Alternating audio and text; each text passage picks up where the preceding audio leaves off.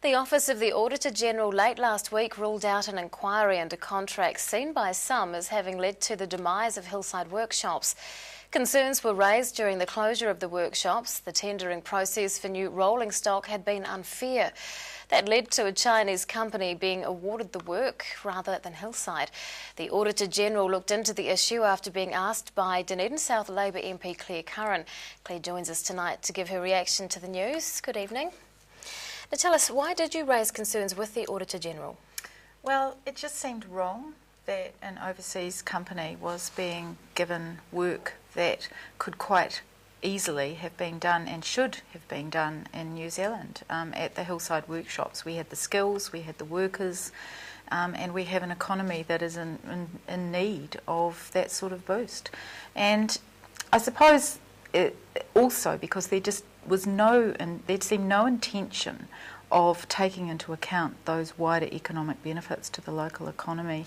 There were concerns about the standards, and then there was this concern around the political interference, I suppose, into how Kiwi Rail was being run and the decisions it was making. The inquiry has been turned down. What's your response? Well, I'm very disappointed, as you could imagine. I remain convinced that the comparison between the Hillside build and the overseas build, the Chinese build, was not comparing apples with apples, and that Hillside was put at a disadvantage right from the very start. I think that there should be an investigation. I'm not going to go away in speaking up about these things, and I'm sure that a lot of people in the community agree with me.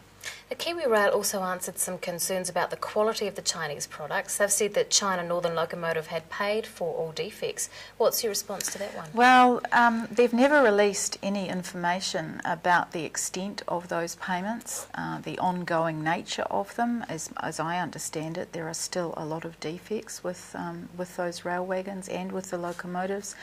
And I think that you've just got to ask yourself the question, was this just a false economy right from the very beginning? How much time and money was spent in actually taking those wagons off the rails and fixing them when they could have been done here? And even if it had cost a bit more, taken a bit longer to actually produce them, in the long run we would have known what we were getting, and we would have had local people who had built them. Do you think that New Zealand needs some sort of legislation or other initiative to encourage businesses to spend their money here? Well, absolutely. I think that's pretty clear. I think we've got a manufacturing crisis in this country, and Labour, the Greens and other opposition parties are all working together trying to bring this issue to national attention. And we've got to take this seriously, and it's only going to happen if it happens from the top. And if we actually decide as a country that giving preference on some level to local providers is important, so that we can actually rebuild our manufacturing industry. It's actually good for the economy, it's good for our GDP, it's good for it's good for the country, and I think it's a no-brainer, and I think many New Zealanders would agree. Is there any more that you can do on the issue?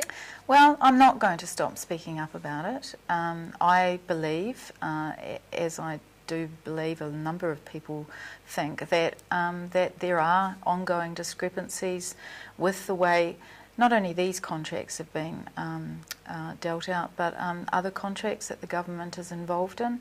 And I certainly think that our state-owned enterprise, Kiwi Rail, belongs to the taxpayers of New Zealand. It's not like any other commercial business.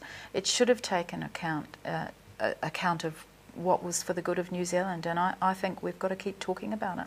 And some of your constituents would have been affected by the redundancies at Hillside. Have you been speaking to them lately? Yes, I was at an event on Friday night, 50-year anniversary of somebody who just left Hillside. He'd spent his whole working life there. It was a terrible way to end his working life. At that event were young men who had been working at Hillside for a short time. My concern is that many of those people, particularly those 90 people that were laid off, many of them will leave town, possibly leave New Zealand and look for work. They've got skills that our country needs, and unfortunately we've lost one of the manufacturing business that was at the heart of Dunedin. Dunedin South Labour MP Clare Curren, thanks for your time. Thank you.